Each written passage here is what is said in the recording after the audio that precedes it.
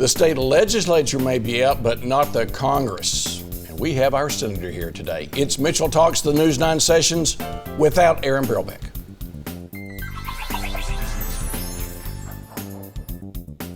Good morning, glad to have you. This is not Aaron Brillbeck, this is Leader Eccles. I just grabbed him up and pulled him over because we have three people here. Mr. Brillbeck is off taking some time. I think there's a daughter getting married, so congratulations to you. And Senator James Lankford is our guest this one. Good to see you. It's good to see you, Scott. Good to see you, John. Good to be here. Good to see you, Senator. These guys are, they're slacking, right, compared to what you guys are doing. We are year-round in session, and there would be some great benefit to having a shorter session. When you have a shorter session, you have deadlines. You start on this day, you end typically on a certain day, barring special sessions and such. But yeah, it's typically a start to end. In the U.S. Congress, it's always, we'll do that next week, because we're perpetually in session. So there are some real minuses to that as well, getting things done. How do you keep up with the schedule? The other night we were at the reception that the governor gave for the delegation there in D.C. And by the way, Commerce, the Secretary Copeland and Director Kisling, I mean, they're doing a great job. They're working really hard for our state. But you got to be in a lot of places all the time. Yeah, it's constant. Every yes, there's several no's that are behind it, and that's unfortunate. When you're covering 77 counties of the state, plus all the responsibilities that are in D.C., plus all my international responsibilities as well, it accelerates a lot. So we're just having to manage schedule and try to stay consistent. I have a great team that's around me, and there's a lot of times that I have to say I can't be there. I'm going to send a staff member, then we just follow up later to be able to talk about what did I miss and try to just keep getting caught up. There is got to be a lot of people giving you advice. Okay, so this guy just came off a campaign back in the fall, right? And when I would do campaigns, there was always somebody who would come up to you and go, here's what you need to be doing, right. Okay? You need to listen to me on this one because this is what's going to work. How do you handle all of the well-meaning folks who really want to see you succeed, want the state to succeed, our country to succeed, but their ideas are just whack? So there's a mix on this. I do abide by the George Will concept of truth is not responsible for its owner. And so there are times that someone that I think I'm going to disagree with you on 90% of the things, that they walk up to me and say something and I go, that's actually true. That needs to be done. So there are times that I work together, all parties, all backgrounds, listen to folks all over the state, and there's sometimes that I'll have somebody that'll walk up to me that I think most things we're going to disagree on, but that one's right, and I just try to filter it out. Honestly, for me, it's personal, but it comes from my faith perspective. Just say that person's created in the image of God the same way that I am, and so I just need to be able to pay respect to them to be able to listen and to know I probably could learn something. And it may go back to my mom as well that said you probably ought to be quiet and see if you can't learn something occasionally as well.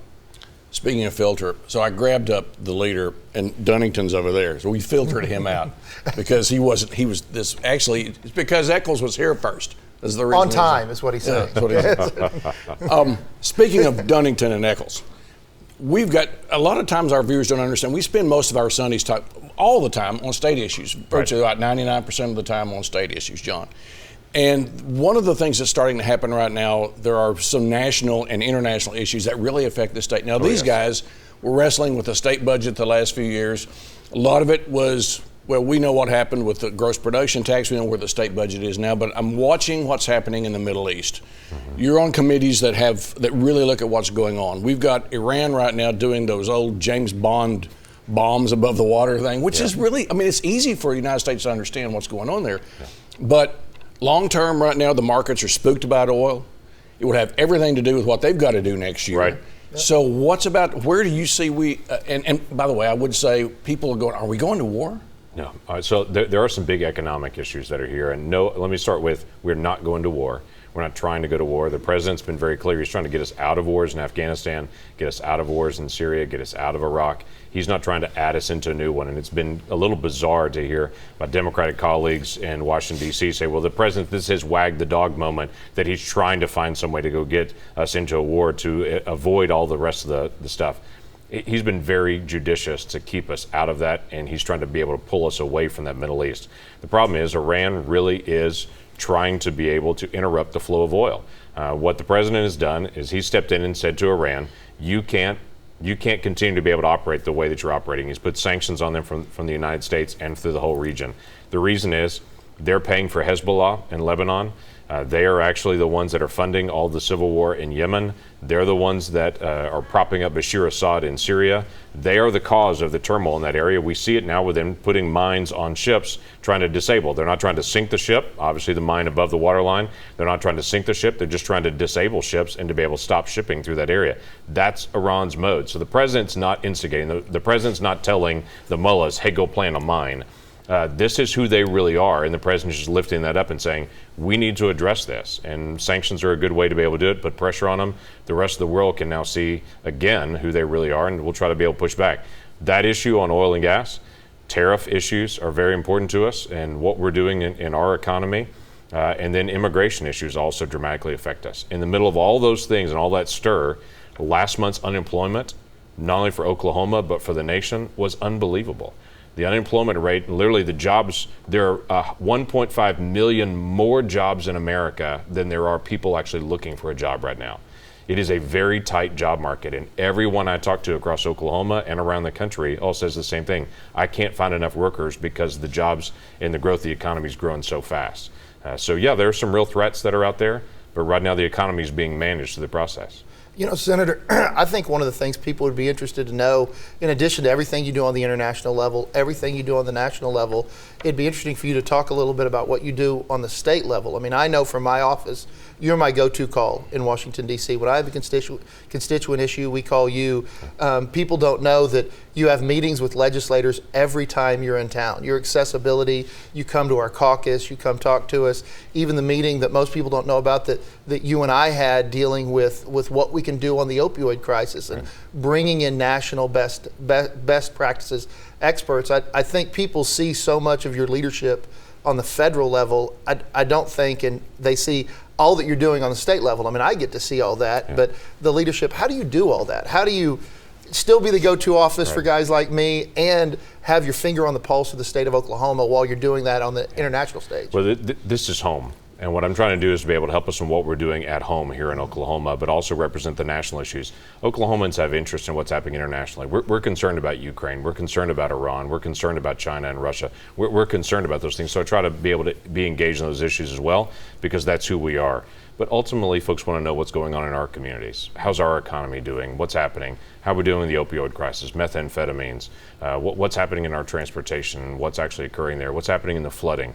We spent a lot of time of late working with FEMA and the Corps of Engineers to make sure we're not only getting individual assistance to people, that there's no barriers, getting the information out. I just did another podcast on trying to be able to break down all the issues on disaster relief, because it gets so complicated. So for anyone that's in that mode to try to say, here's what all these terms mean and here's where you go and here's the contact to be able to get there.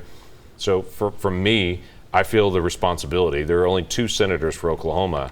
That's it for 4 million people. And so we've got to lean in, not only on a staff level to help in every way that we can, but for me personally as well. Well, I think what a lot of people wouldn't know, we had a call before session started last year. I don't know if you remember it, but you said something that really stuck with me. You asked kind of what I wanted to do during session and talked a lot about government reforms.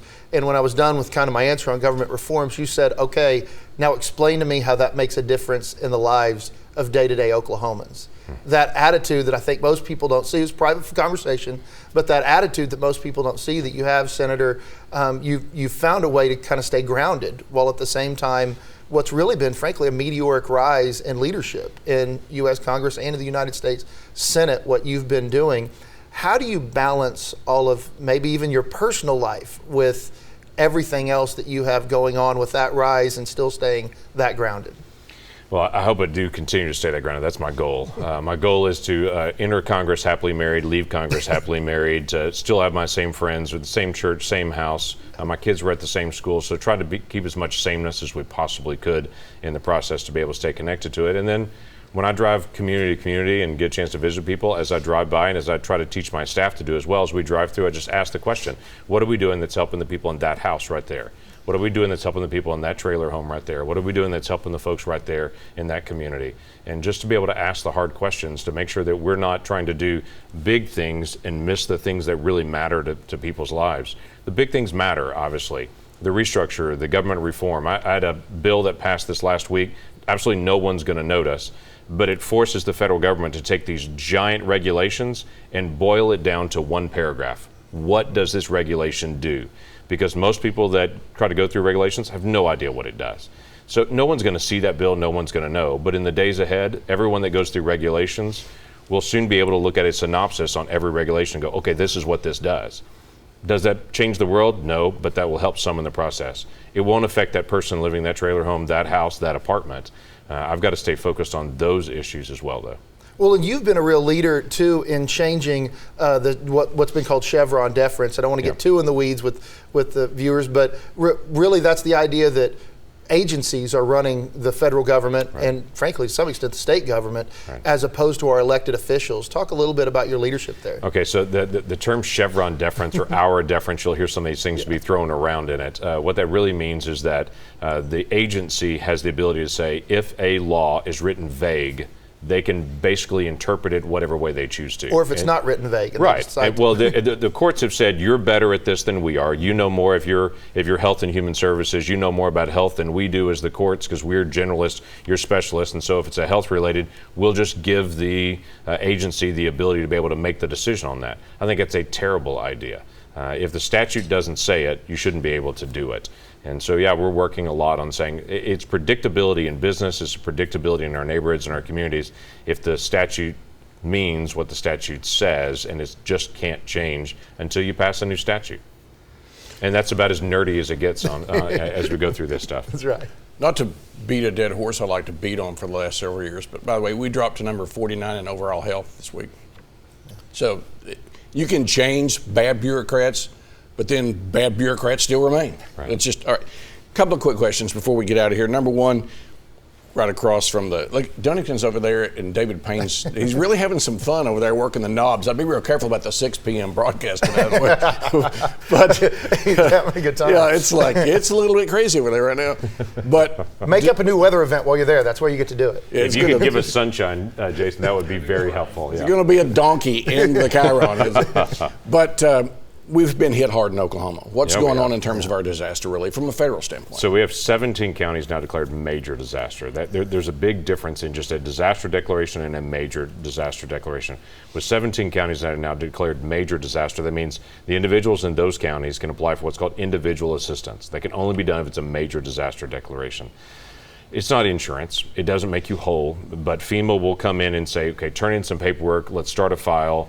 What do you have? If you're having to live outside your home for a period of time, we'll try to help with some costs. Living in an apartment or in a hotel for a little while, we'll try to help you get back on your feet. Now, the maximum that they'll write you a check for, $34,900. So it's not going to make somebody whole and everything, and most of the checks are not even that large. They're interim stopgap things, but those 17 counties can do it, and anyone who wants to get information on that process can go to my website, langford.senate.gov, and we'll list everything, whether it is you miss SNAP benefits, you need housing assistance, individual assistance, the county listings of what actually is listed from that county.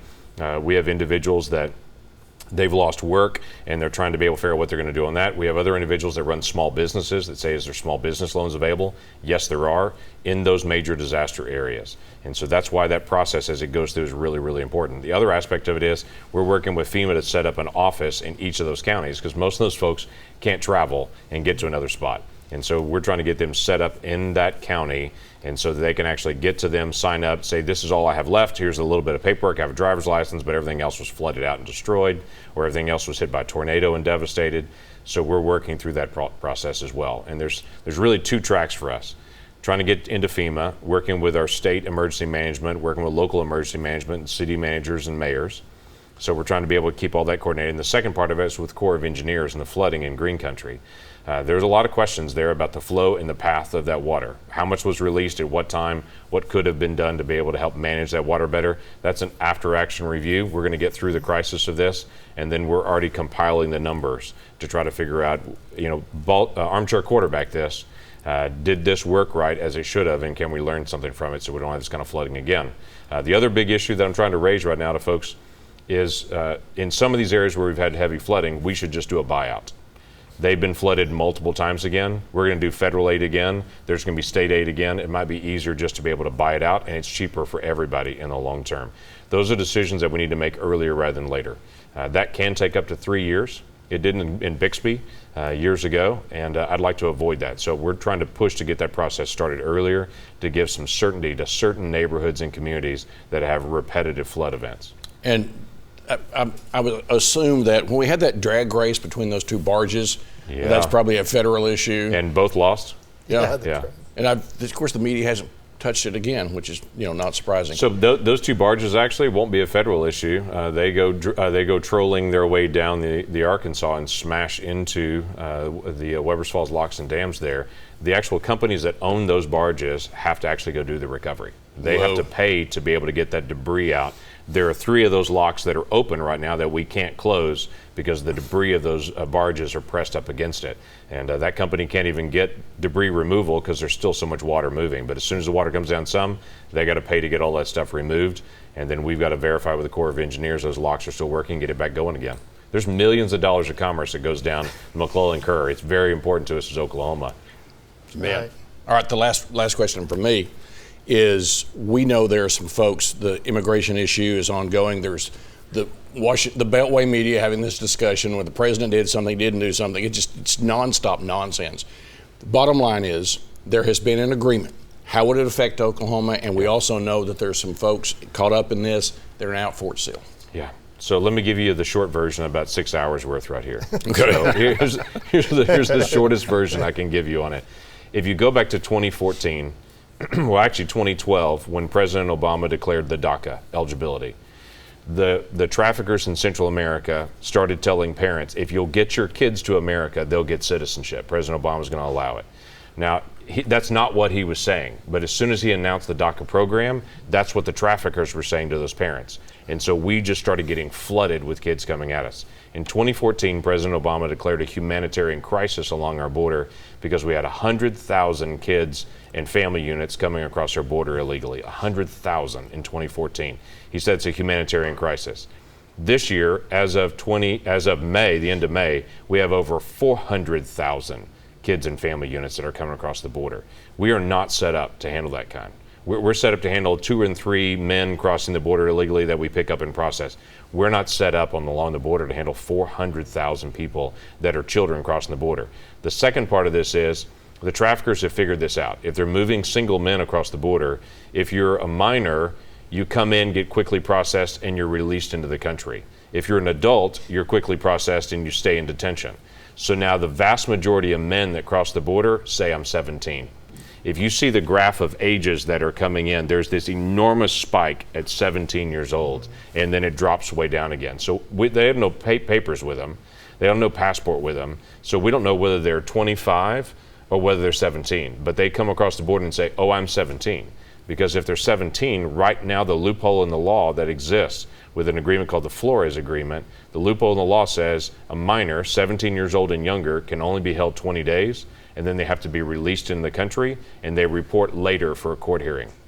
Those folks come into the country.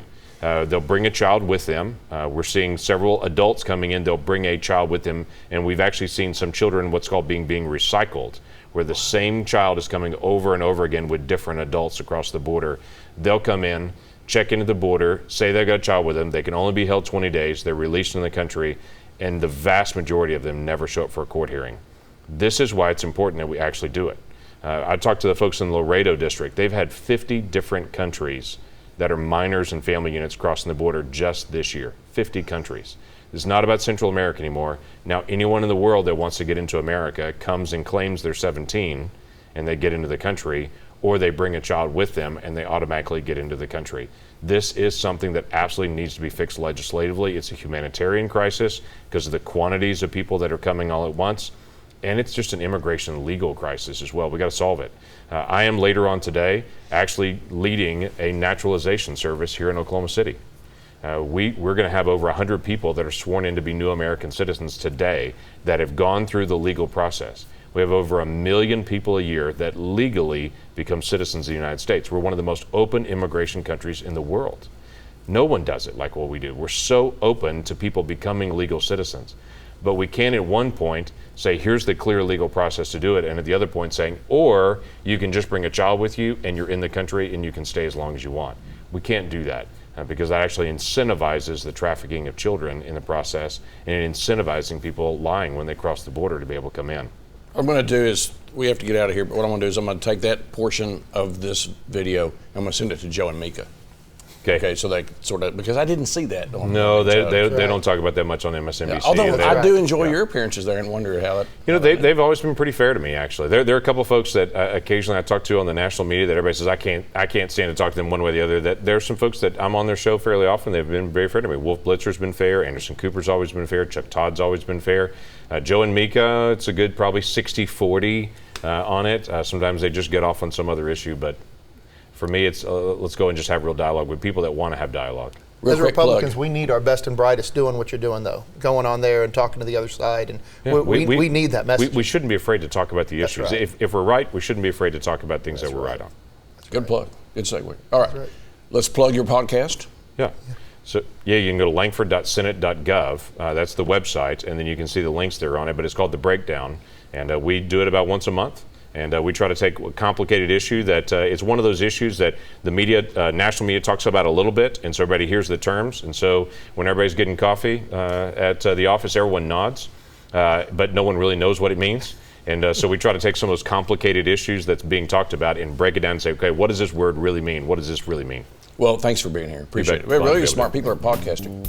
Anyway, it's good to see you, Senator. Thanks for coming by. Thank you, Leader Eccles, for sitting in the real back. Good to see you, John. See this again at news9.com/yourvotecounts. And also follow me on Twitter, please. It's @MitchellTalks.